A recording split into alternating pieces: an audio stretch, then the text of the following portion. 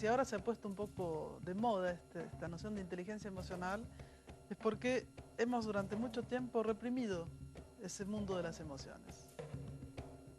Los seres humanos necesitamos aprender a reconocer qué significa cada emoción para que podamos adoptar en relación a esa emoción la actitud que esa emoción le corresponde.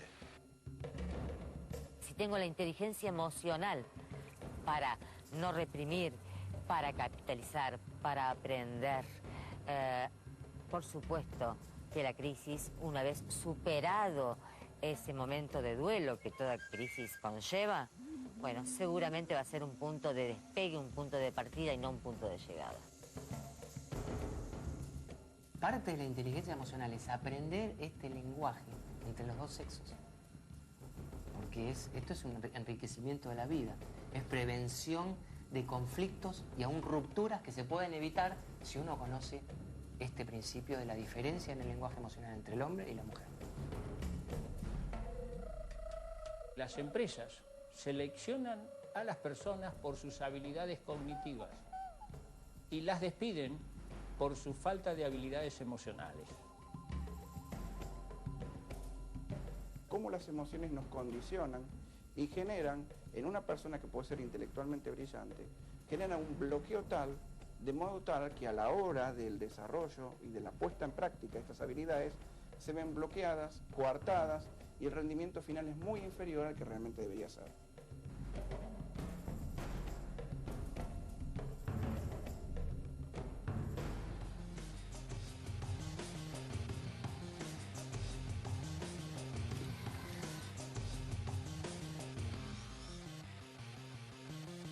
Inteligencia emocional.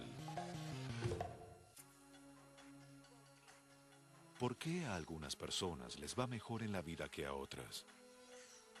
¿Por qué algunas con alto coeficiente intelectual y que se destacan en su profesión no pueden aplicar esta inteligencia en su vida? Van a la deriva, del sufrimiento al fracaso. ¿Y por qué otras con un alto cociente intelectual terminan trabajando para otras que tienen un cociente intelectual más bajo, pero que saben conectarse, influir y relacionarse mejor? La respuesta está en las emociones.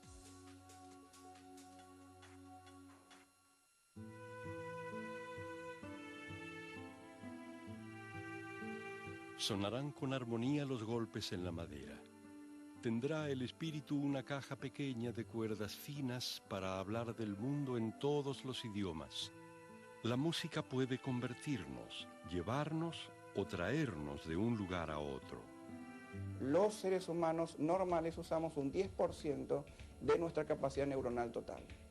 Los superdotados que salen en los diarios, un tipo Einstein o Stephen Hawking o demás, están usando el 12%, digamos. Con lo cual, eso da una idea concretamente de lo enorme y lo inexplorado todavía que hay a nivel del funcionamiento cerebral y a nivel de las capacidades teóricas que tendríamos si usáramos, por ejemplo, un 20 o un 30%.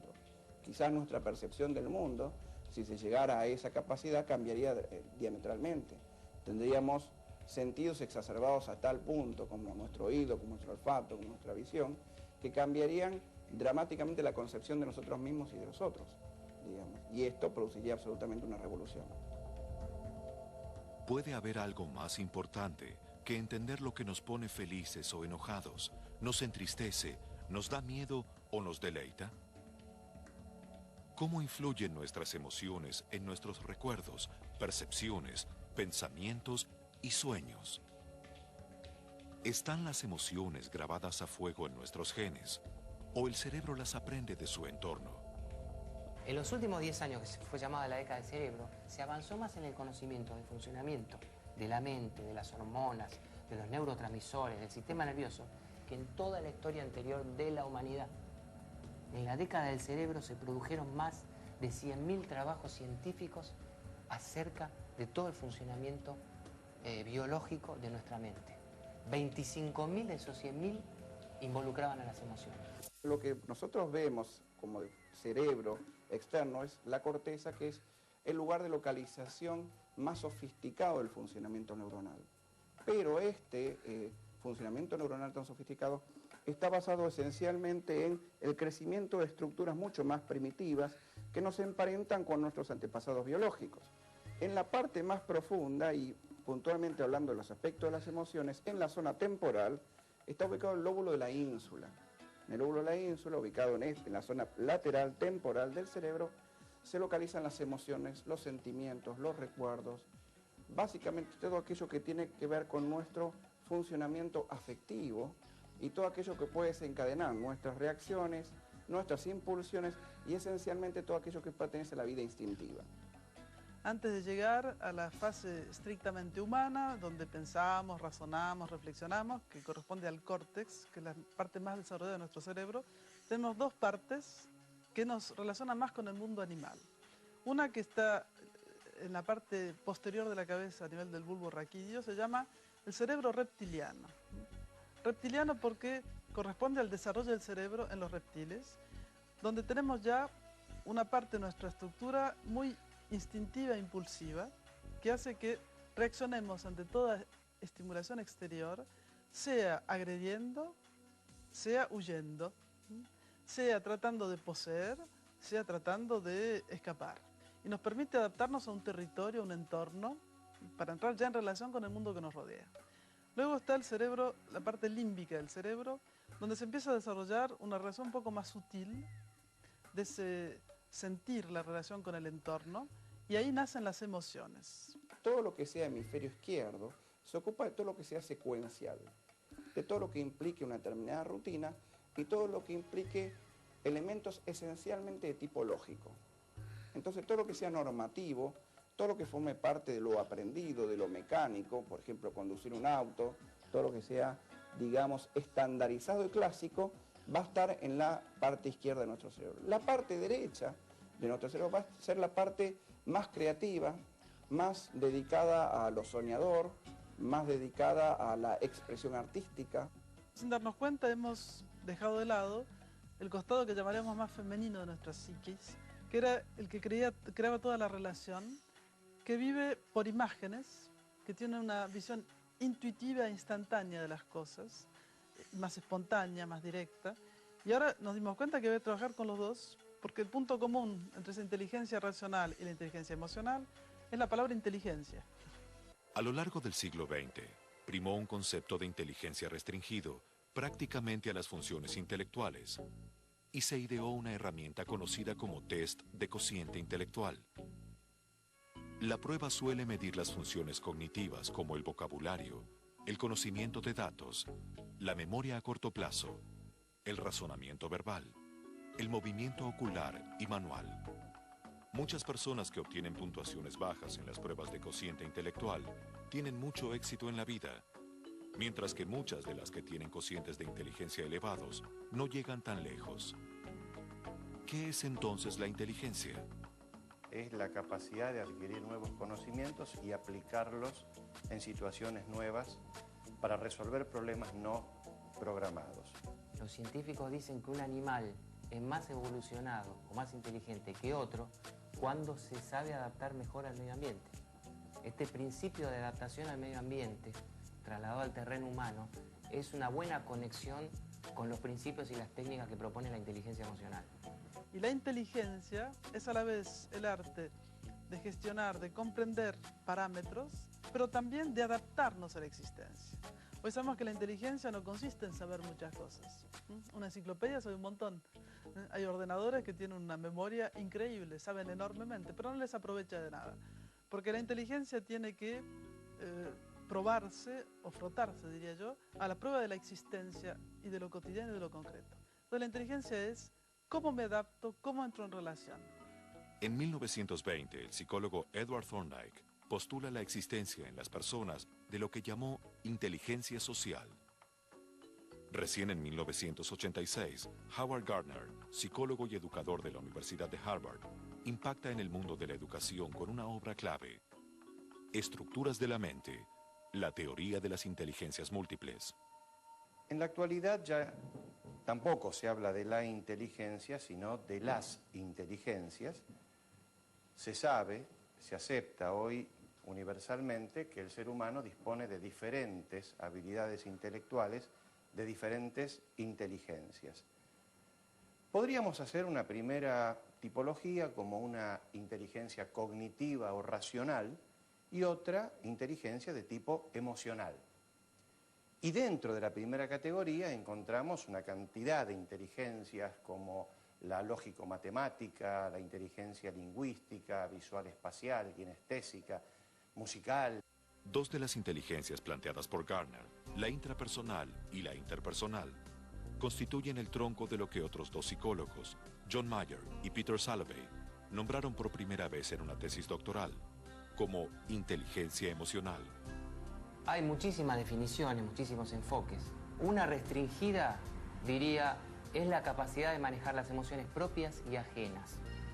Pero a nosotros nos gusta mucho utilizar adaptada una del doctor Robert Cooper, que la mencionamos siempre en nuestros seminarios, que dice que la inteligencia emocional es la capacidad de sentir, entender, controlar y modificar estados anímicos propios y ajenos. Es decir, la definición es interesante porque muestra la inteligencia emocional como un proceso. Muchas veces nos dicen los participantes en los seminarios cómo tenemos que desarrollar la capacidad de sentir. ¿No es una capacidad que está dada? ¿Qué querría decir? ¿Que puedo tener una emoción y no sentirla? Existen los mecanismos de defensa, existe el inconsciente psicodinámico, y entonces yo puedo tener, por diferentes motivos, una emoción que no me es permitida o no me permito sentir. El término circuló unos años solo por los claustros universitarios, hasta que impactó en el mundo entero, gracias a la obra del periodista, psicólogo y filósofo Daniel Goleman, a través de un libro llamado La inteligencia emocional. Aparecido en 1995 en Estados Unidos, el libro vendió en pocos meses más de 5 millones de ejemplares y fue traducido a más de 30 idiomas en todo el mundo. La obra del doctor Goleman es un momento capital dentro de la difusión de la inteligencia emocional.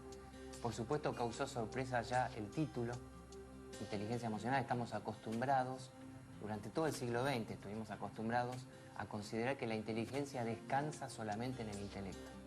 Incluso podíamos decir muchas veces que las emociones son un estorbo para el intelecto. Hoy sabemos que no es así. La obra del doctor Goleman es una de las obras de divulgación científica más profusamente abonada o sostenida con referencias bibliográficas de trabajos científicos o de experimentos realizados en los últimos años. Aquí no se piensa. Aquí nos entregamos con el pecho invadido de sensaciones sanas a la pureza templada por las notas. Hay sabiduría en el golpe, en el brillo del barniz, en medir con el ojo la recta perfecta hacia una vida tranquila. Nuestro cuerpo, dispuesto a escuchar, abandona el miedo, desconoce la tristeza.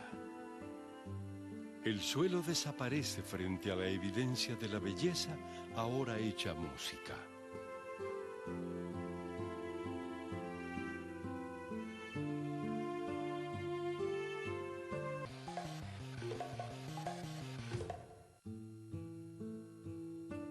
Veo negativo. Recibo lo que recibo con ansiedad y veo negativo. La soledad saldrá del sobre para confundirme o dispararme a sentimientos que no domino ni puedo dominar. No es maldad, es la congoja que me reduce a lo inmediato. La incomprensión del otro es el arma que no permite salir de este momento. Todo se hace espinas. La palabra emoción viene del latín emovere, que quiere decir ser movido por.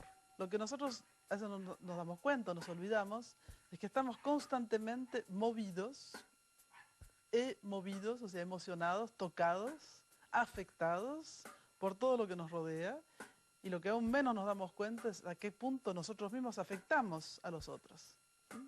Nosotros decimos, me afectó tal cosa, pero olvidamos que nuestra propia presencia, nuestra manera de ser, nuestra manera de hablar, etcétera, está constantemente afectando el entorno. ¿Cuál es la función original de las emociones? Según Charles Darwin, las emociones se han desarrollado en su origen para preparar a los animales para la acción, en especial en una situación de emergencia. Ante el peligro, todos los animales reaccionan bruscamente en centésimas de segundo. Las aves levantan vuelo.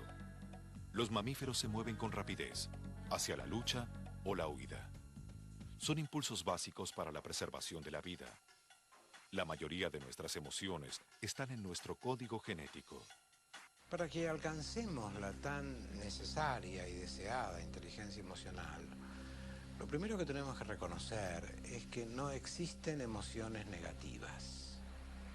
Que ya el llamar a una emoción negativa es una forma de descalificación que ya está hablando de nuestra ignorancia emocional y que nos perturba la posibilidad de comprenderla y de aprovecharla. Podemos hablar de emociones más agradables. Por ejemplo, si estoy en una situación en la que me siento contento, feliz, puedo sentir alegría, gratitud, son emociones agradables. Y si estoy en una situación en la que me siento amenazado, o con riesgo, o en peligro, puedo sentir miedo, puedo sentir enojo, puedo sentir culpa, puedo sentir envidia, que son emociones más desagradables, pero no son negativas, no son negativas. Son emociones que nos informan con una precisión exquisita acerca de la naturaleza de la situación en la que estamos experimentando en ese momento.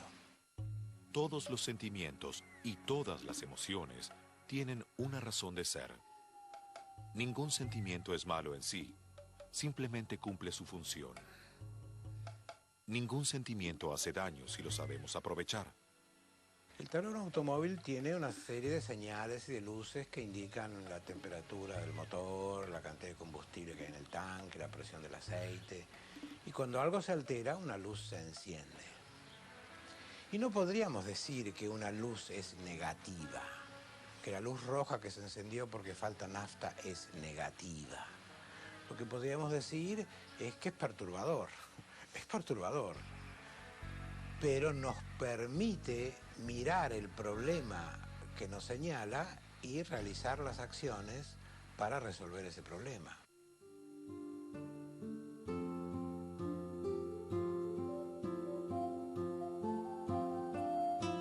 Veo negativo. Conozco este lugar, pero hoy soy extranjera. Conozco esta letra, pero ahora es fierro viejo. De la preocupación voy a la pena. Mejor dormir, mejor soñar. Esta es la única trampa que se me ocurre. ¿Habrá un lugar que me devuelva el cuerpo? ¿Que me integre en unidad como un puño cerrado? La neurosis es esa. Es la expresión de los intentos fallidos que tenemos de producir bienestar. Queremos producirnos bienestar y lo que hacemos para obtener eso es como regar a una planta con alcohol. Esto es ignorancia psicológica, ignorancia emocional. Una definición de las emociones destructivas es aquellos estados anímicos o emociones que nos dañan a nosotros o dañan a otras personas. Nos dañan física o psicológicamente o le producen un daño psicológico o a veces incluso físico a otra persona. Las emociones comunican nuestros estados internos y nuestros deseos a las demás personas. El enojo, por ejemplo, señala que tenemos la intención de proteger nuestros límites. Tener un enojo es una cosa natural, sobre todo si echamos la luz de la conciencia sobre ese enojo, lo controlamos, pero si un enojo no está acompañado de conciencia, un enojo no es controlado, puede convertirse en ira, y la ira con facilidad puede degenerar en odio. Y el odio sabemos que es la base para los conflictos, por ejemplo, armados. Las guerras sin ningún tipo de odio en los soldados y en las personas que sostienen a los soldados no se podría realizar. Las rupturas matrimoniales, a veces los divorcios entre padres e hijos, suceden porque las emociones descontroladas han producido un daño tan profundo en la relación que la misma se termina. Y por supuesto con un daño muy grande de ambas partes.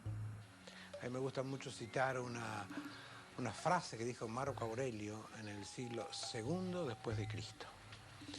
Él dijo: cuánto más penosas son las consecuencias del enojo que las causas que lo produjeron. Es decir, él advertía de ese modo que él se daba cuenta que cada vez que nos enojábamos, empeorábamos las cosas. Y hasta hoy sigue pasando eso. Hasta hoy no sabemos qué hacer con el enojo. Las emociones tienen una función de gran importancia. Nos contactan con el mundo y nos preparan para responder a sus requerimientos. Un amigo mío me dijo que cuando viniera a verme me iba a traer un libro que le presté. Llega y me dice, uy, no te traje el libro, me olvidé. Y yo me frustro y me enojo. Me enojo porque la expectativa que tenía de recibir ese libro que me habían prometido no se cumple. Y esta es la esencia del enojo, la respuesta a una frustración que estoy experimentando en ese momento. Y hasta aquí todo está bien, es inevitable que yo me enoje, es normal que yo me enoje, es inherente a mi condición humana que yo sienta ese enojo. Lo que es de enorme importancia evaluar es qué hago con ese enojo, cómo expreso ese enojo, cómo lo expreso, cómo le doy canal de expresión a esa vivencia, a ese plus de energía que es el enojo, que tengo durante un ratito, cuya esencia es darme más fuerza para resolver el problema que me enoja. Y si la sabemos utilizar, va en esa dirección, y si no la sabemos utilizar, cumple la función opuesta. Enojarse es fácil, cualquiera puede hacerlo. Pero, dice Aristóteles, enojarse con la persona correcta, en la intensidad correcta, en el momento correcto, de la forma correcta y por el motivo correcto, eso no es fácil. 5 elementos descubrió Aristóteles en un enojo. ¿Es esta la persona correcta con la que me tengo que enojar? Muchas veces no lo es. ¿Es esta la intensidad? Tiene que ser enojo, ira, afectación. ¿Es este el momento o tengo que esperar? ¿Es esta la forma que yo tengo que utilizar? Es decir, ¿tengo que insultar? ¿Puedo golpear la mesa? ¿Qué es lo que debo hacer? Acá tenemos una verdadera guía, una verdadera técnica dicha por un gran filósofo hace 2600 años que nos puede guiar para controlar nuestras emociones.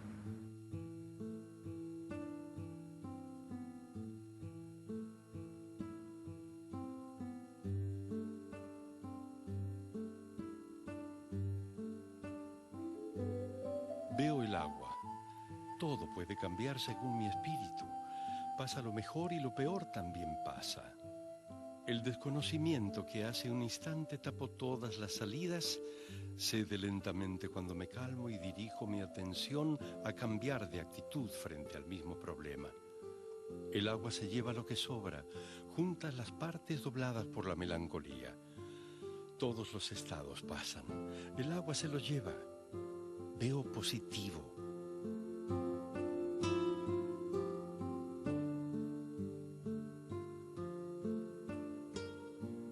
No creamos que la inteligencia emocional es un concepto nuevo.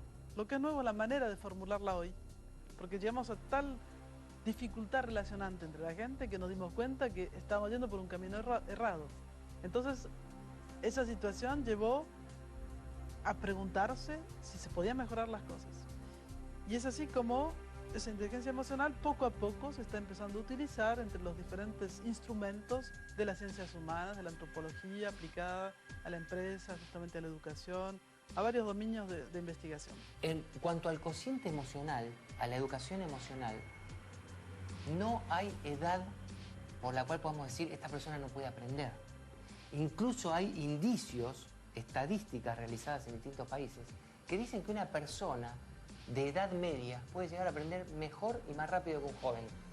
Quizá por cuestiones de metabolismo, quizá por la orientación en la vida, quizá porque cuando nos vamos avanzando en la vida nos vamos golpeando y esto va produciendo cierta madurez emocional, nos guste o no nos guste. Entonces, la buena noticia es que el aprendizaje acerca de nuestras emociones se puede ejercer en cualquier momento de la vida, incluida la tercera edad. La inteligencia emocional determina nuestro potencial para aprender y desarrollar las habilidades prácticas que se basan en sus 5 elementos. Conocer las propias emociones. Controlar las emociones. motivación, empatía y habilidades sociales. La inteligencia emocional tiene 5 habilidades prácticas. La primera es la autoconciencia. La autoconciencia es la capacidad de reconocer un sentimiento mientras está ocurriendo. Es la capacidad de conocer con la mayor objetividad posible nuestros deseos, nuestros pensamientos, los estados anímicos, la vinculación entre los deseos, los pensamientos y los estados anímicos. Un alto grado de autoconciencia puede ayudarnos en todas las áreas de nuestra vida. Todos los seres humanos tenemos fortalezas y debilidades, pero la diferencia entre nosotros puede darse en el nivel de autoconciencia que tengamos. La autoconciencia incluye la habilidad de escuchar a otras personas que nos reflejan parte de nuestra identidad y de nuestra conducta que no podemos observar. Hay 4 fases. En una reunión yo estoy gritando muy agresivamente a otra persona. La otra persona se siente afectada. Cuando termina la reunión, me dice, mirá, me ha molestado mucho la forma en que me has gritado tan agresivamente. Yo te grité. Esa es la fase 0 de la autoconciencia. Caí en un estallido emocional, en una reacción emocional inconveniente que quizá ha molestado a otra persona y soy totalmente inconsciente de lo que he hecho. Fase 1, podríamos decir. Estoy gritando, he terminado de gritar y acabo de tomar conciencia de lo que hice. Entonces le pido disculpas a la persona, le digo, sé que estuve gritando, no lo pude controlar. O sea, es la autoconciencia de lo ocurrido. Y la fase 3, que es la óptima, digamos, estoy registrando cambios corporales que me hacen darme cuenta de que estoy por empezar a gritar. Entonces me detengo. Ahí me retiro, perdónenme, me retiro 5 minutos, tomo un vaso de agua. Es decir, la autoconciencia me permitió no caer en la expresión de una emoción que puede ser inconveniente en ese momento, tanto para mí como para los demás.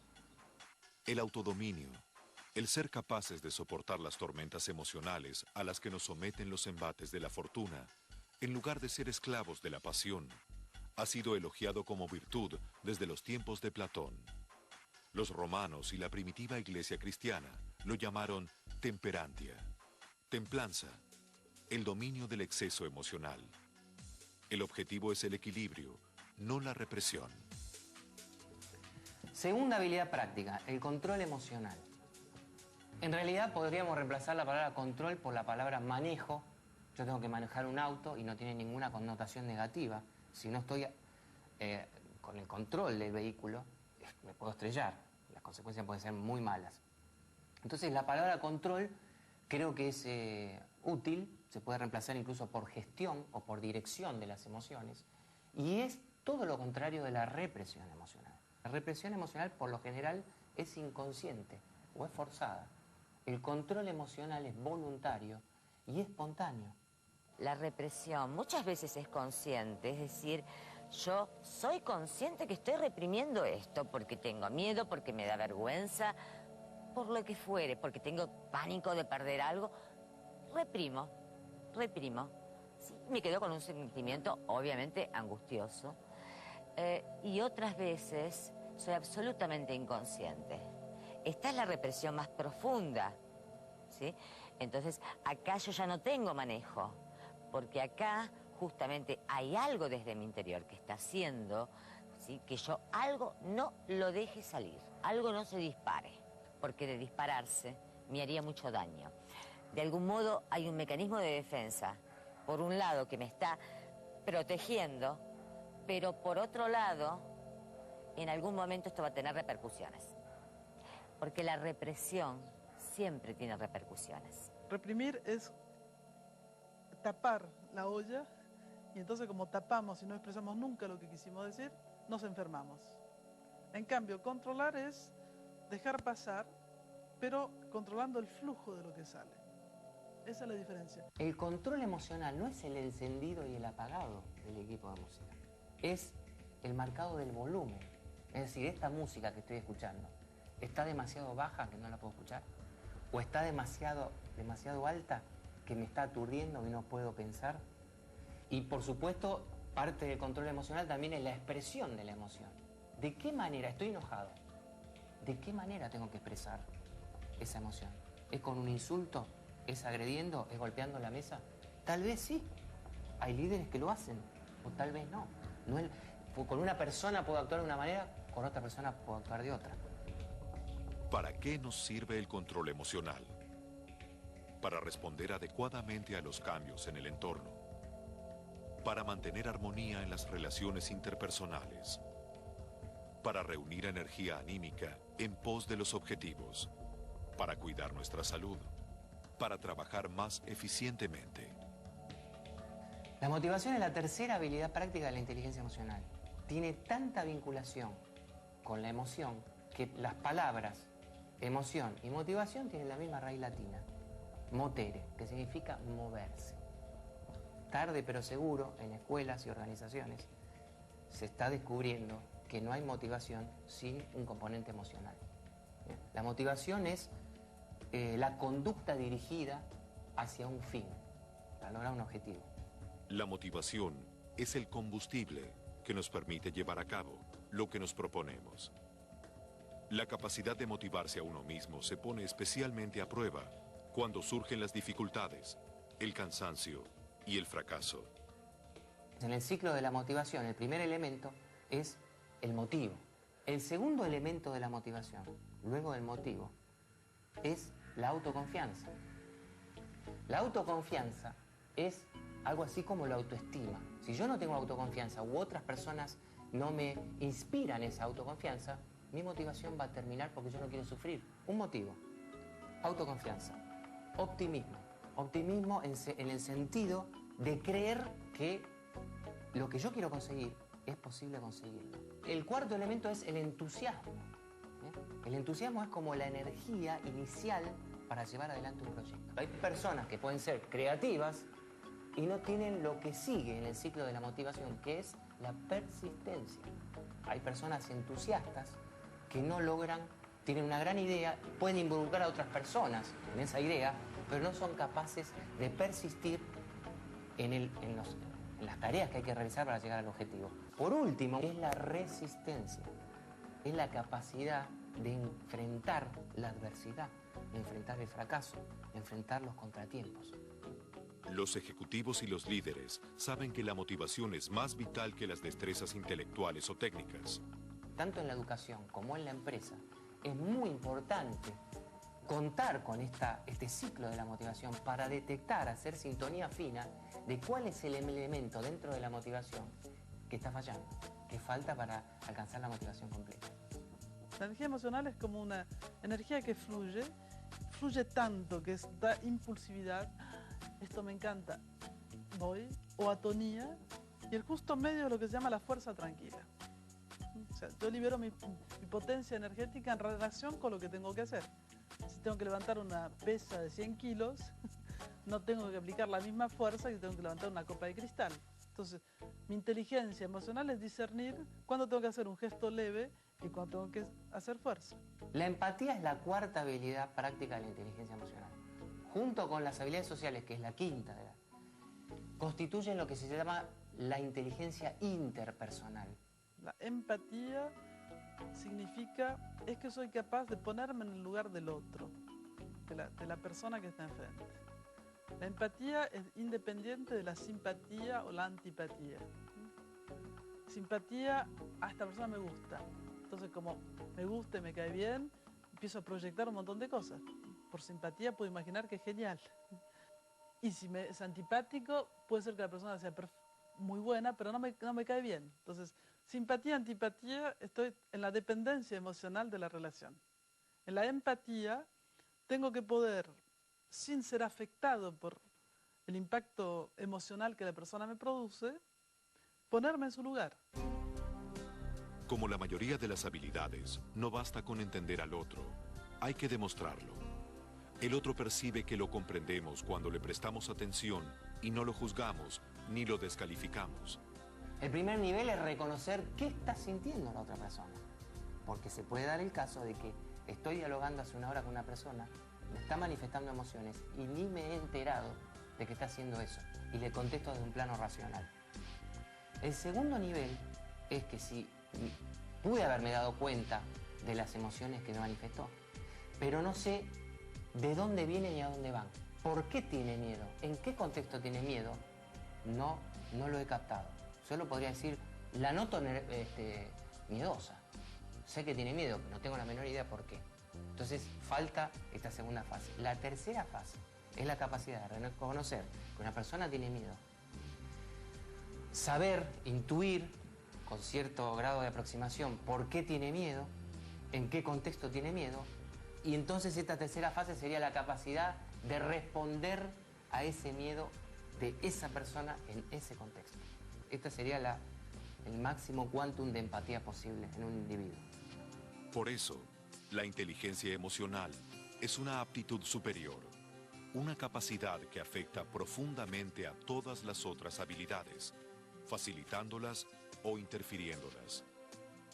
Por último, la quinta habilidad práctica de la inteligencia emocional son un conjunto de virtudes o habilidades llamadas justamente habilidades sociales, entre las que podemos destacar el liderazgo, el trabajo en equipo, la capacidad de persuadir, la capacidad de cooperación, la capacidad de servicio. No todos los encuentros responden a nuestras expectativas. La vida cotidiana es pura sorpresa disfrazada de rutina. En un momento cualquiera, y por razones comunes, nuestras emociones pueden desbordarse.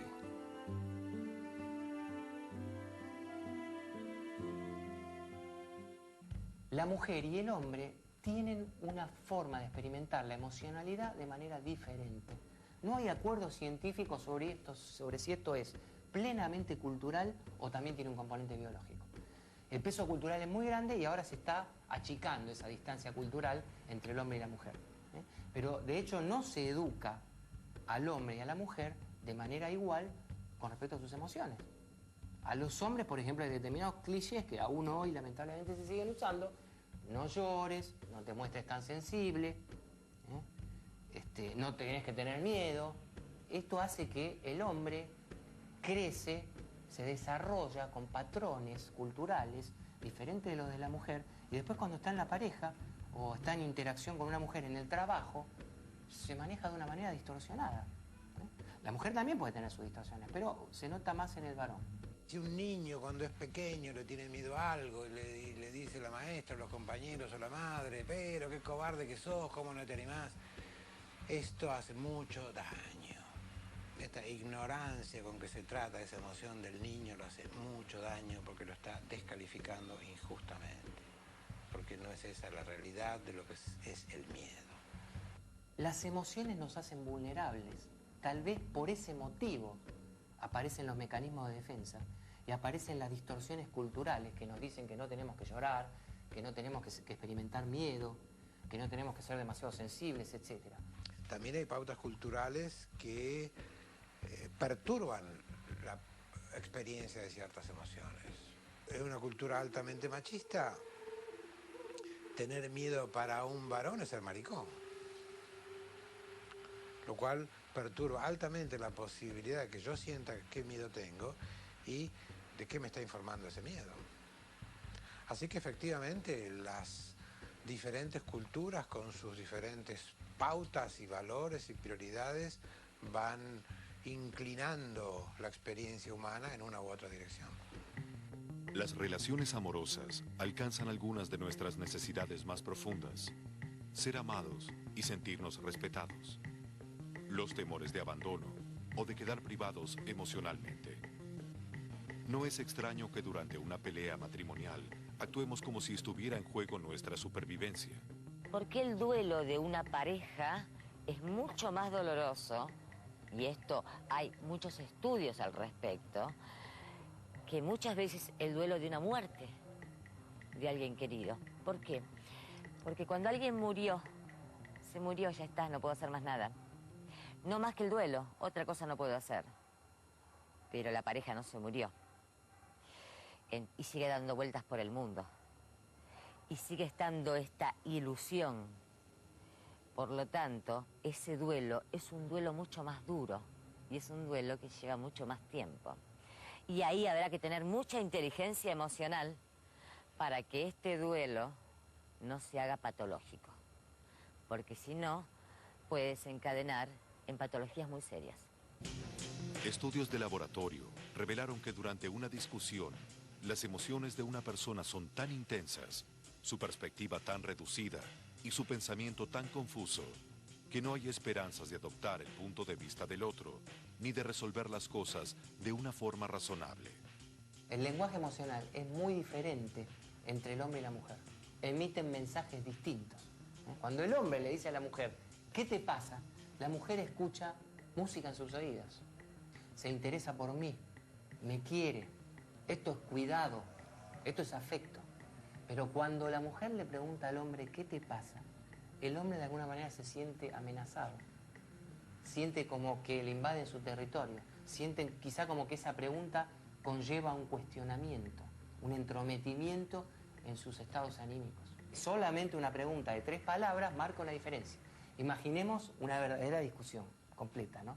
Todos los mensajes de tipo emocional que envía la mujer y que envía el hombre, que estudiados lingüísticamente, tal vez en términos racionales parecen decir lo mismo, y sin embargo están diciendo cosas muy distintas.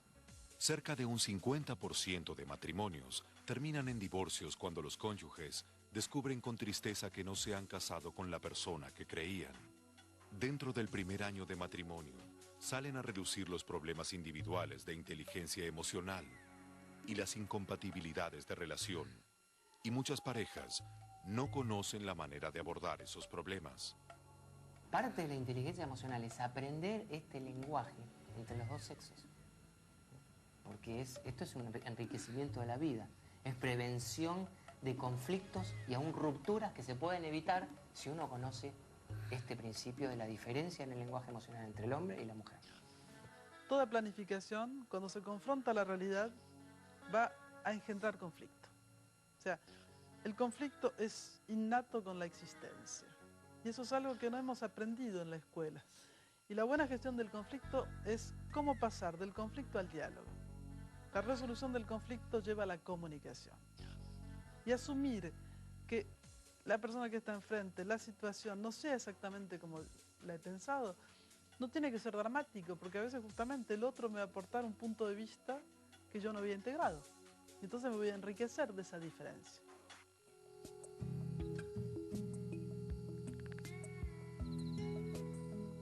¿Qué te pasa? ¿Se fue mal? Nuestras emociones pueden desbordarse. Una palabra se carga a otra palabra.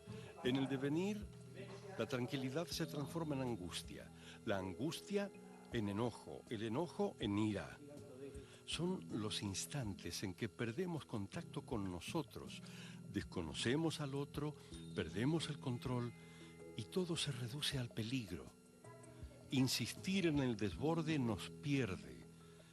Es momento de averiguar qué sentimos y darle rumbo.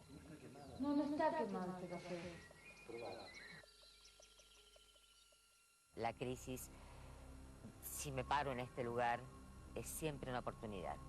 Si puedo capitalizar, si puedo aprender, si tengo la inteligencia emocional para no reprimir, para capitalizar, para aprender, por supuesto que la crisis, una vez superado ese momento de duelo que toda crisis conlleva, bueno, seguramente va a ser un punto de despegue, un punto de partida y no un punto de llegada.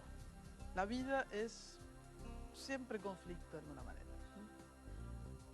Pero ese conflicto se puede justamente gestionar de diferentes maneras. Una manera que es clásica, conflicto. ¿Qué conflicto? Yo no lo vi.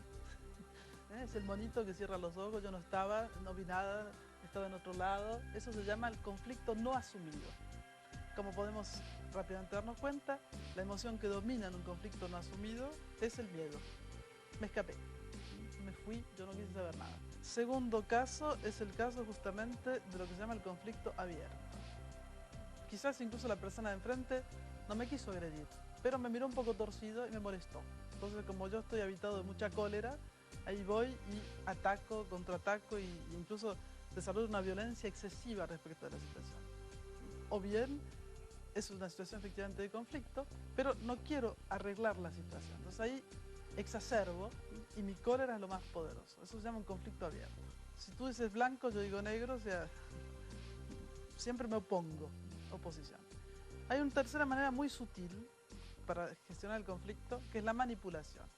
Entonces la manipulación, le digo muchas cosas lindas a la persona, etcétera, pero en realidad lo estoy tratando de controlar o llevar en mi dirección sin que forzosamente él esté de acuerdo, pero como se lo presento de tal manera, con muchas alabanzas, diciendo que es el más inteligente, el más bello, que es la única persona que puede hacer esto, en general lo resuelvo de una manera un poco egocéntrica. Y la buena manera de resolver el conflicto, que está ligada con la inteligencia emocional, es lo que se llama el conflicto asumido. En conflicto asumido hay que poder llegar al diálogo. Diálogos, dos ideas, o sea, tú tienes tu punto de vista, tu situación, yo tengo la mía. Bueno, intercambiemos. Una buena e inteligente gestión de conflictos pasa por el hecho de que cada parte pueda expresar de una manera con buena autoestima, de una manera clara, su punto de vista, su apreciación, sus necesidades, y que se trate de llegar a un encuentro que quizás esté a mitad de camino entre la necesidad del uno y el otro, pero siempre en el cual vamos a proponer al otro un acuerdo, o sea, algo que será también positivo para él.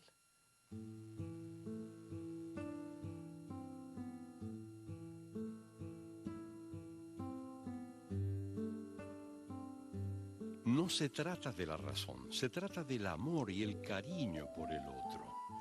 Todo un pasado de ternura viaja frente a nuestros ojos y nos devuelve el alma al cuerpo.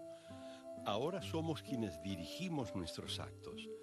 El rencor se disuelve entre el líquido del abrazo para abrir nuestros sentimientos.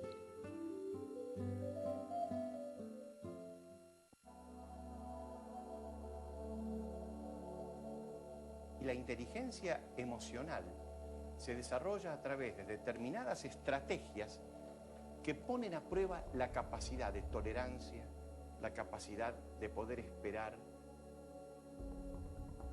La escuela forma chicos desde muy temprana edad y creo que es una obligación nuestra ayudarlos al desarrollo de su inteligencia emocional. Desde que nacen los chicos hasta los 2 años, los bebés van pasando por estadios de inteligencia. Las emociones no están acá solamente, eso está bien claro, que están en cada célula del cuerpo. Estrés, ansiedad y depresión es como un perro que se muerde la cola permanentemente, digamos. Está permanentemente retroalimentándose en un círculo que forma parte esencialmente del bloqueo que las emociones producen sobre el intelecto. Hemos privilegiado nosotros el aspecto cognitivo y nos hemos olvidado que en realidad somos seres espirituales, que además de eso también tomamos algunas decisiones racionales.